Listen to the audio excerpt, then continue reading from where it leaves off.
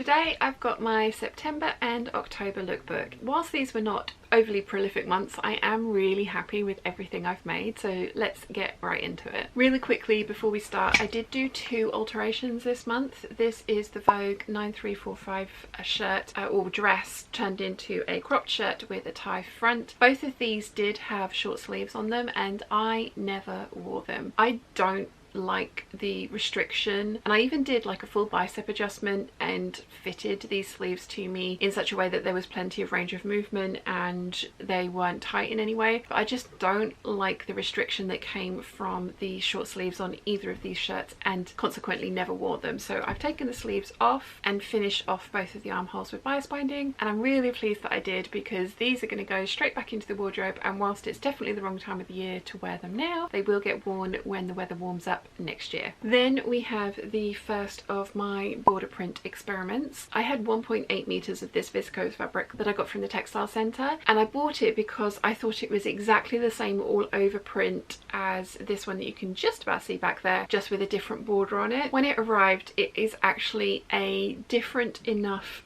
overall print that I didn't want to combine the two because that was my initial plan, because I thought it would look just jarring enough that it might look like a mistake had been made rather than an intentional amalgamation of prints. So I got a little stumped with this one and didn't know what to do with it, but I decided that this fabric was perfect for an experiment. I decided to use the border print in the waistline of the By Hand London Anna dress, and I love how this has turned out. I wish I'd had enough to cut out the skirt with the border print going across the top as well, but I really didn't. Like I say, I had 1.8 meters of this fabric. I went for a kind of combination of a pleated and gathered skirt. There's a big box pleat at the front which meets up with the front tucks because they are, oh yeah, they're like, oh yeah, tucks, I think that's right. Then the rest of the fabric was gathered down to fit the rest of the waistband and then gathering behind the box pleat as well, although as I say, because it was such little amount of fabric, it isn't as densely gathered as I usually would go for. I really like how this has turned out, and it's definitely made me want to play around with this placement of border prints in the future. I have one more dress that I want to make before I put out my second working with border prints video. I did one a couple of years ago which actually did feature the By Hand London Anna dress, and it was the kind of like opposite. The border print went across the top and the bottom. I had way more of that fabric and I love that dress. So this was a fun experiment, and it was nice to have this one next to that one to sort of see like the difference of just inverting the placement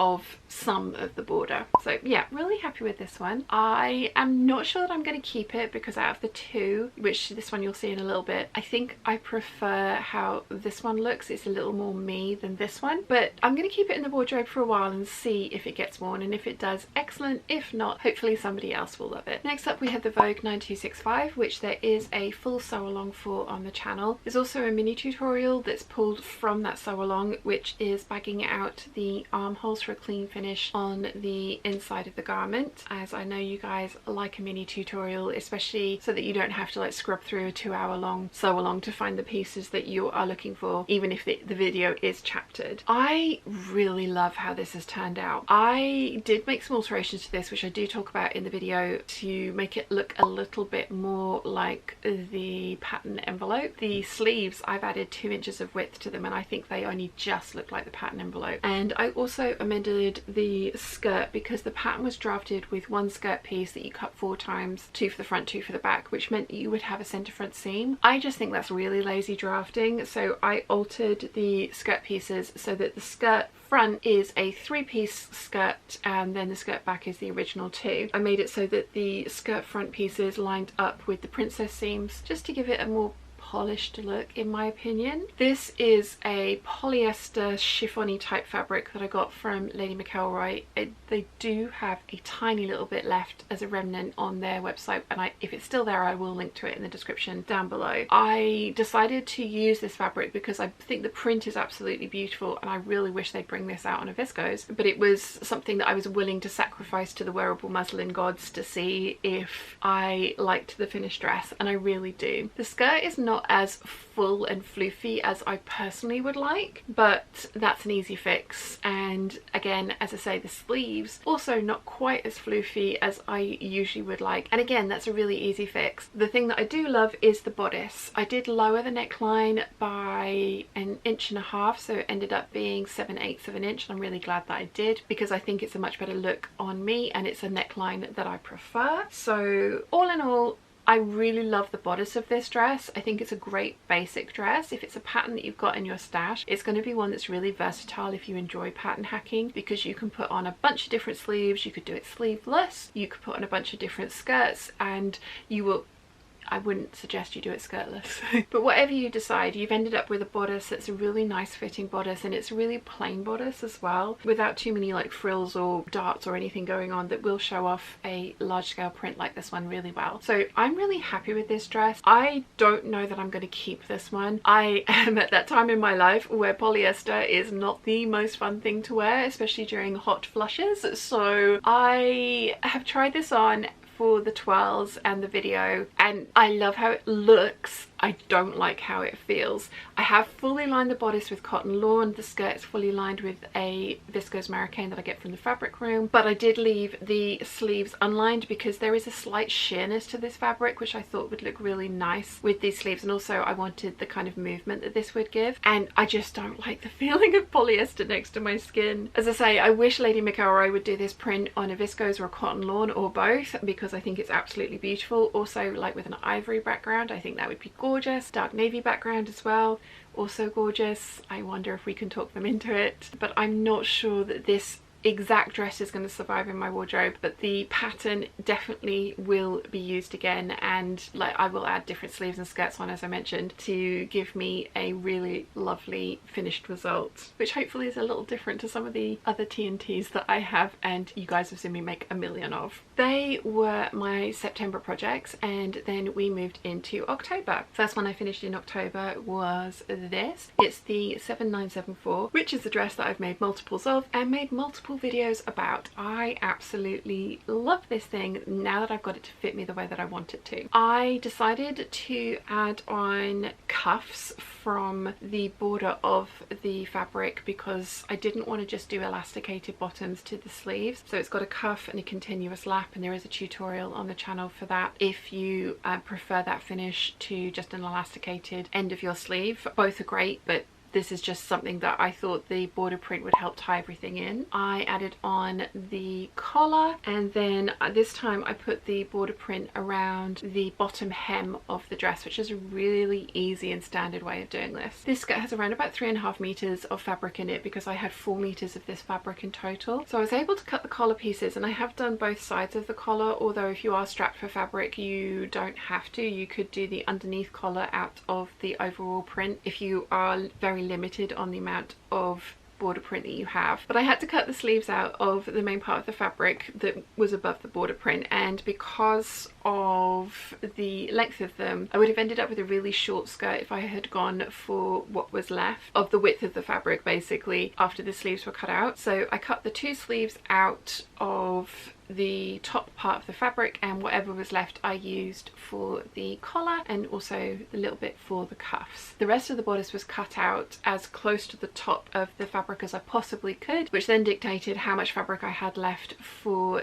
the skirt length. I really like this skirt length. I think it looks great with both the boots that I've got on in one of the twirls and also the high heels that I've got on in another of the twirls. I have fully lined the bodice, and again I talk you through this in the sew along for this pattern because it's just my preference and I think gives a much nicer finish for this dress. So this entire thing is made from viscose on the outside and viscose on the inside. This viscose was also from the textile center. I bought it at the same time as I bought that other one. I think I mentioned that earlier. Because this is such a lightweight flowy dress, I can add a bunch of layers underneath of this and then one of these little shrugs over the top for warmth for the cooler months, and then for the warmer months you can just wear the dress as is. I tend to wear everything with a slip, which is what I would do even in the warmer months, but that's just my preference. So yeah, I think this is going to be a fairly year-round dress but obviously dressing it differently with the accessories and the different either boots or shoes. I really like this. When I first put this on, I felt really frumpy in it. I have no idea why, because it's a really striking dress and it is a pattern that's a tried and true and I wear and love frequently, so I've got no idea what was going on in my tiny brain when I put this on and felt frumpy in it. But now that I've put it on again, I think it's absolutely gorgeous and I'm so pleased that it turned out as well as it did. And I was using this fabric as an experiment for the next border print dress that you'll see, because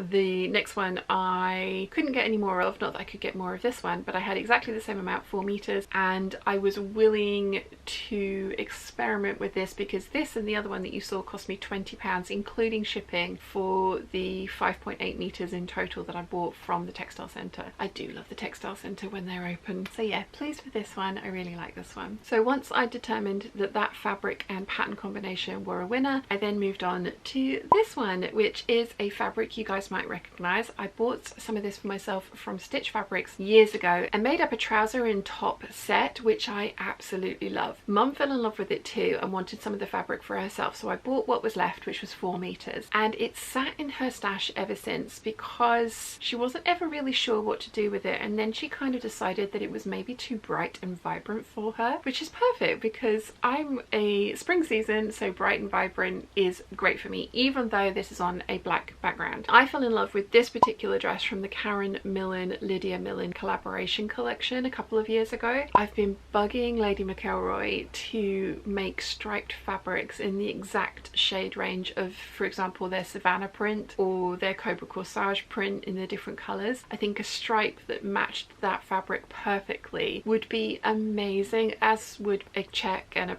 polka dot. Do you know what I mean? I always class those as neutral prints, so if they made them in exactly the same colours as some of their loud big all over prints, I think it would work really well for cohesive capsule collections perhaps, which we all know I'm a little bit obsessed with. So this one again is the 7974, but it is a little different to the last one that you saw. I stole the sleeves from the Vogue 9328, 9327. It's one of those. I think I've got the number wrong, but I will have put a picture up on screen. And I did that because it had these really long cuffs on it. Now the cuff kind of finishes here, and obviously this, so there's a good sort of like 2 inches of the pattern over the stripe, but the pattern also, I'm not sure if you can see, the leaf kind of goes over the stripe. I think it shows up better on the other one because yeah, we've got a yellow flower going over the stripe. So I think this length of cuff works with kind of that pattern coming down, especially as it's such a bold pattern and it kind of just sort of like all reads into one. I think it works. I'm really happy with it. I also cut out the collar from the border print, and that was the bit of the border print that was underneath where the sleeves were cut out. These are giant sleeves, so I knew it would eat up a decent chunk of the actual border print, and it did use up about 1 meter above the border print, which meant that I could get the collar and the cuffs cut out of that. And then whatever I had left, which was just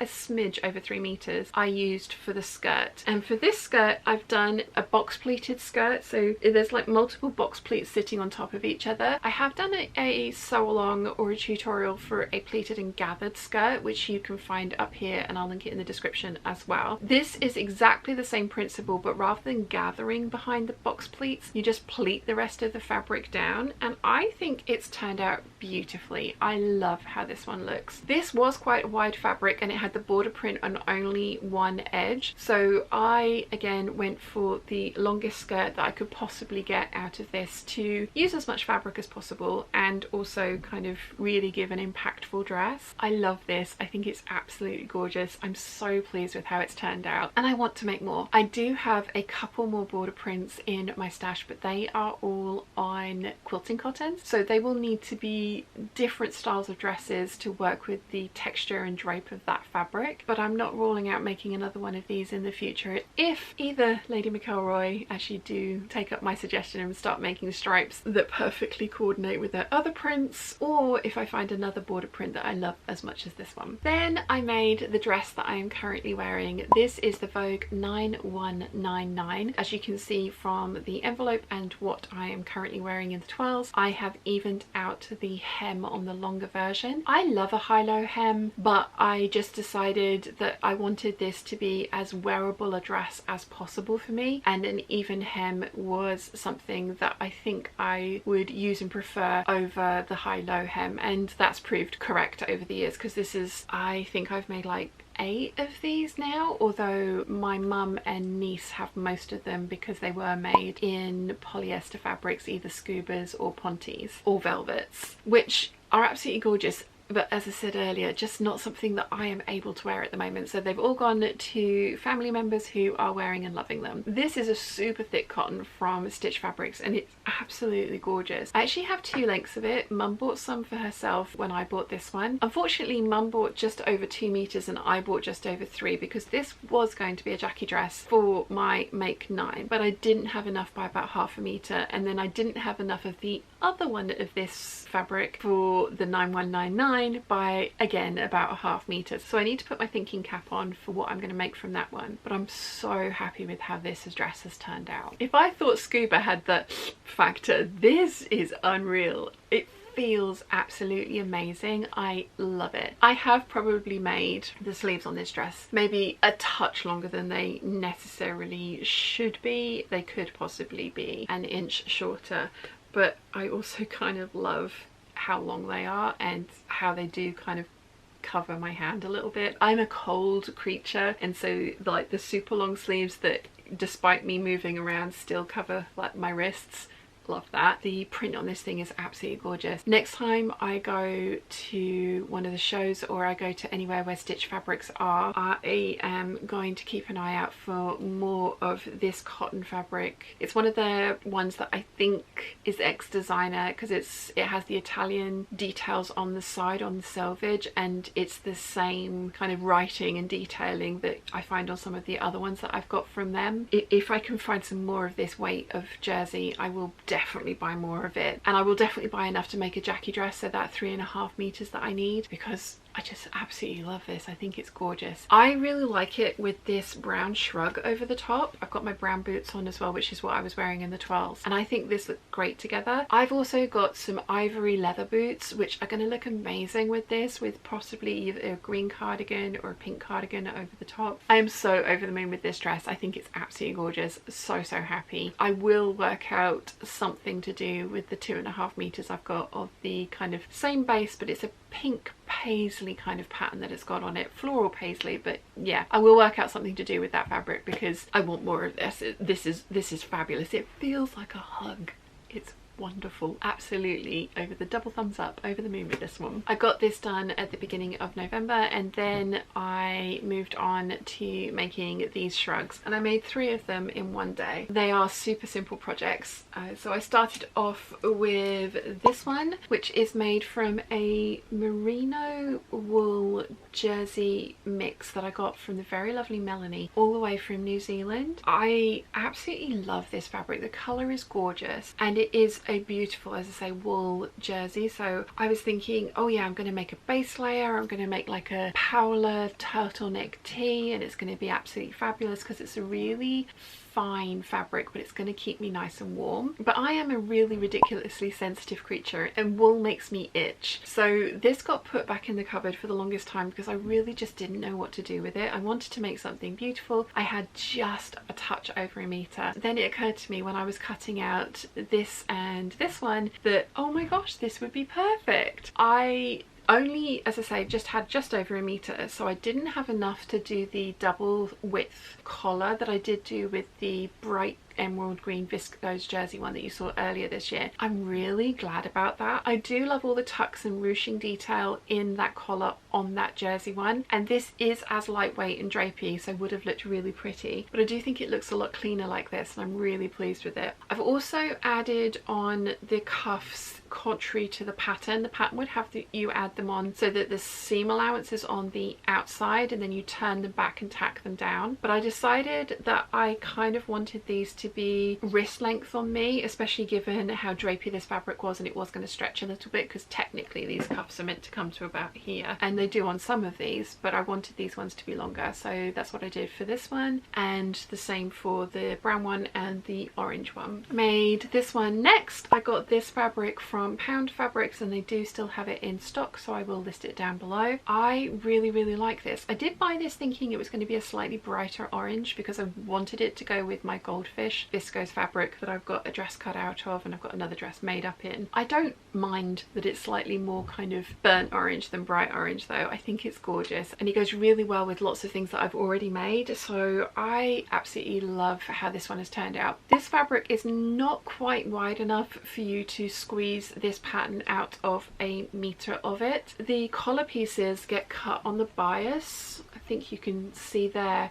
how they're kind of like chevroning together. So whilst this is a knit and you probably could get away with cutting this on the straighter grain, I really like how the bias cut looks with this kind of basket weave fabric, but it does mean that you need 2 meters of this fabric because Pound Fabrics only sell in meter long increments. So I have got quite a bit of this left over, like I did with the green and blue one that I've made earlier this year. So I am trying to work out some kind of like sweater vest pattern because I think I will have enough fabric for that, but I'm really pleased with how this has turned out. And then the final thing I have to show you today is the one that I'm wearing. This is a different cotton jersey from Pound Fabrics. This one is $12.99 a meter, and it's a little bit wider than this one, so I only ordered a meter of this and I could get this cardigan out of that meter easily, but there are no usable kind of pieces left over, which is great because that's what you want. You don't want to buy too much fabric and end up with giant scraps that are left over that are far too big to throw away but not really big enough for you to use for anything else. That also bodes really well because this fabric, as I say, on Pound Fabrics is $12.99 a meter. On Minerva.com it is $29.99 per meter. Minerva have way more colour options than Pound Fabrics have. There are a few that I would like to get because it's such a useful and versatile piece for me. My uniform is usually some kind of floral dress